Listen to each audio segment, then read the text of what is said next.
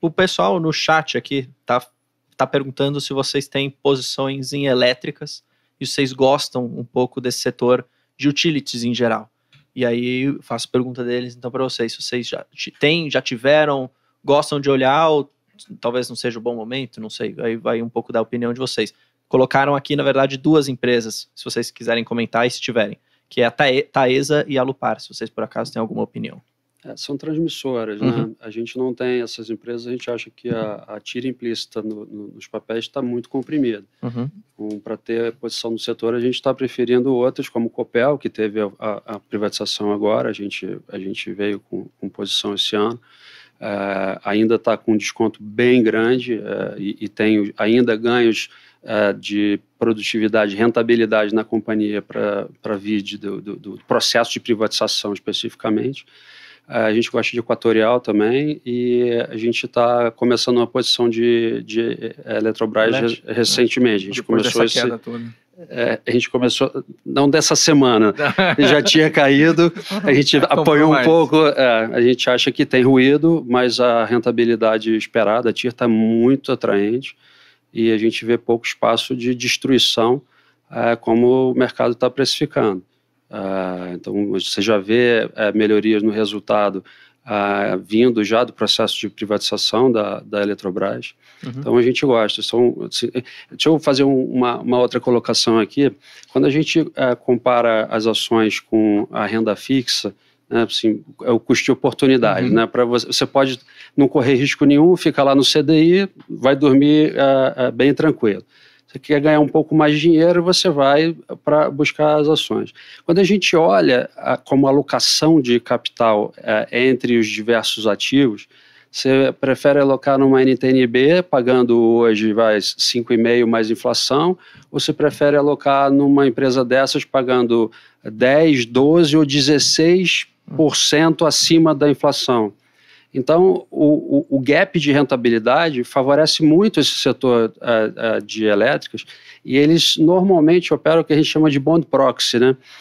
Ele é uma função da NTNB. Então, óbvio que o micro dessas empresas influencia, como eles crescem, aquisições e os ganhos de produtividade, que tem os cálculos de rentabilidade das companhias, que eles vão ganhando ao longo do tempo. Mas quando você olha para a NTNB, eu prefiro estar nessas empresas a estar na NTNB. Ou nas duas, na NTNB e nessas. Dentro de uma teoria de portfólio, você está bem alocado, porque é inflação mais, é ativo real.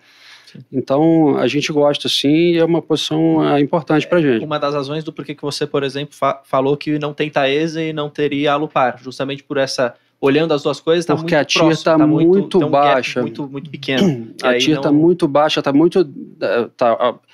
para falar a verdade, eu não lembro agora qual a TIR que está corrente, mas elas operavam com uma TIR praticamente dentro da B. Não fazia muito sentido. Eu prefiro estar na B, nesse caso. Por mais seguro que seja o fluxo de caixa da transmissão. E eu prefiro estar nessas outras que estão bem mais descontadas. Faz sentido, faz total sentido. Nesse sentido ali, vocês chegaram a pegar essa volta de setor imobiliário, alguma coisa, assim, são bem comparáveis também às NTNs, né? Subiram muito, né? São mais cíclicas que as elétricas. É mais risco, né? Obviamente. A gente pegou, a gente gosta. Disclaimer também que é super cíclico, né? É super cíclico, E a gente, quando a gente fala de NTNB e setor elétrico, é mais, no setor imobiliário, é mais parecido com shopping, na nossa opinião. Então, shopping opera mais como juro real, como setor elétrico.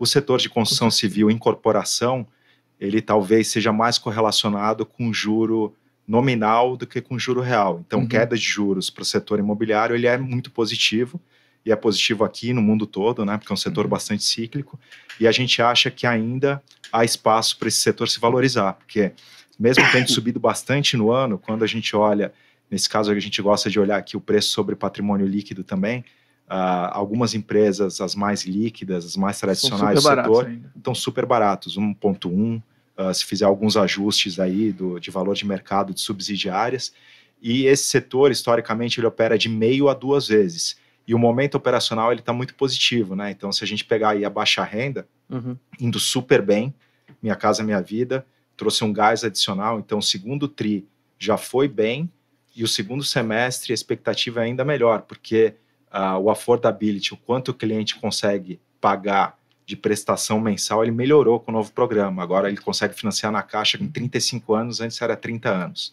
Agora o subsídio é maior. Agora o preço do imóvel para enquadrar no programa é maior. Então tudo melhorou. O segundo semestre, do ponto de vista operacional, vai ser muito forte.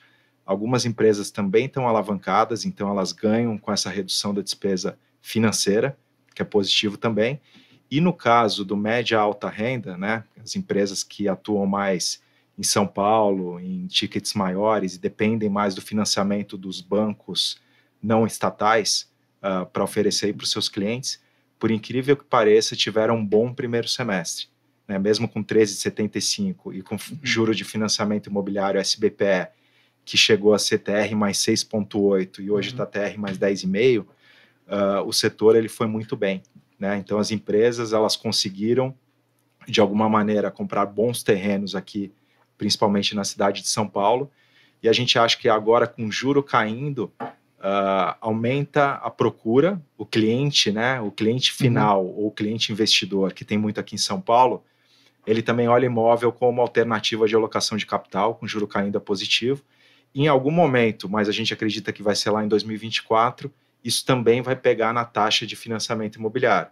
Ele é lagging, né, ele demora mais, porque ele depende do funding da poupança, mas também da LCI, também da LIG. Então, com o CDI caindo, em algum momento vai fazer esse TR mais 10,5 cair, que também vai impulsionar o setor. Então, acho que é um setor cíclico, muito interessante, e esse é um setor, no início da sua pergunta, que com juros é claro o momentum positivo dele. Entendi. Ele atua em todas as frentes aqui, ele depende de crédito, ele trabalha alavancado, o cliente precisa se alavancar por muitos anos, é um ticket muito alto, então os juros aqui é super importante. Vocês têm posição em alguma empresa desse setor hoje? O pessoal quer saber, né? O pessoal quer saber. Então, hoje a gente gosta nesse setor de Cirela. É o que mais que o pessoal quer saber. Cirela e MRV. Pô, legal. Então, são as duas empresas aqui que eu citei nesse 1.1, no valuation atrativo. Cirela é alta renda e... Cirela entra em tudo que eu falei aqui do média alta renda, e MRV ele entra no Minha Casa Minha Vida, no baixa renda. Então, a gente gosta das shoppings, duas. você tem alguma... Shopping a gente gosta também.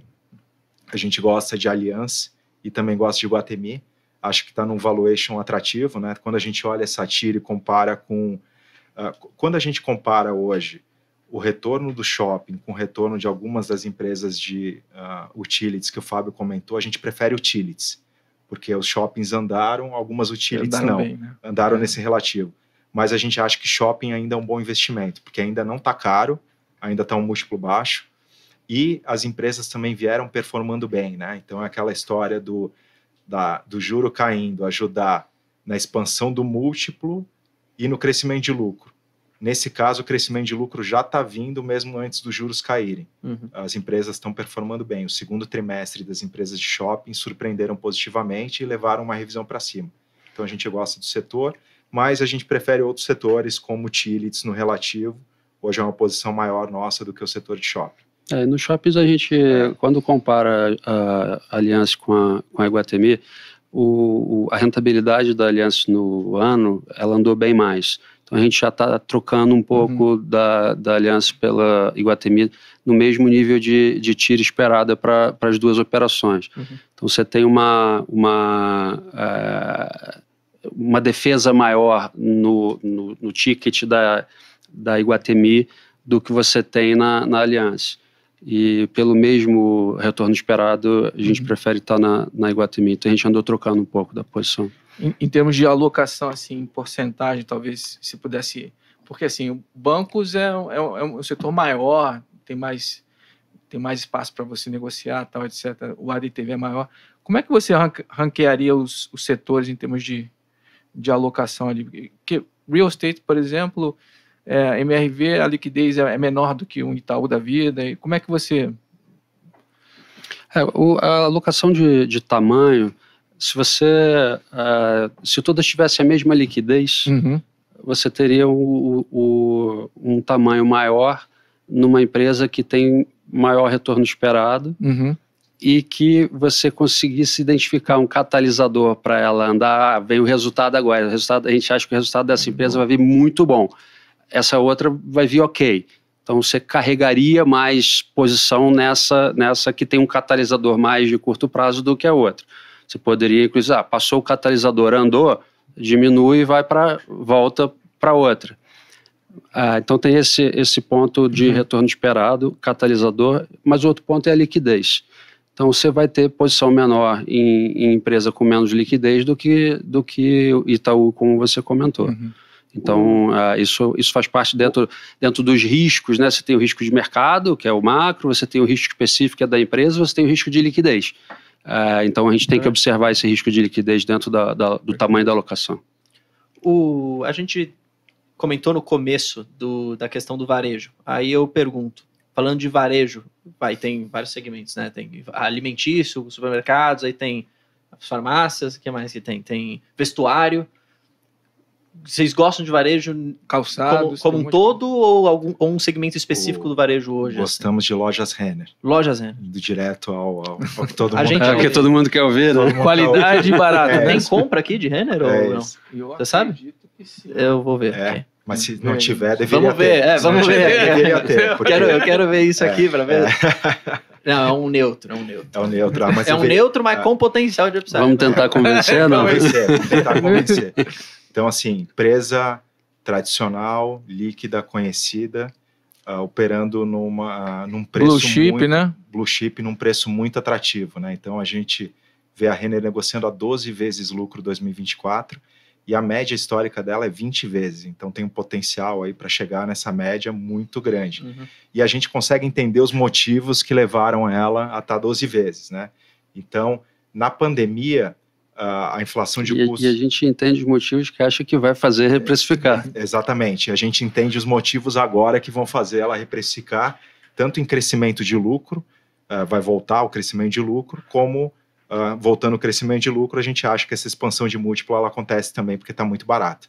Tá? Então a Renner sofreu no passado inflação de custos, algodão subiu, preço da matéria-prima subiu. Como ela é uma empresa que não tem uma marca forte, ela conseguiu precificar os seus produtos não tão bem, ela perdeu margem.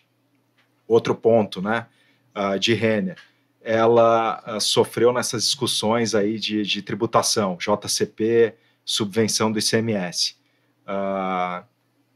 Outro ponto de Renner, ela está construindo um novo CD, então um centro de distribuição que fica pronto em 2024.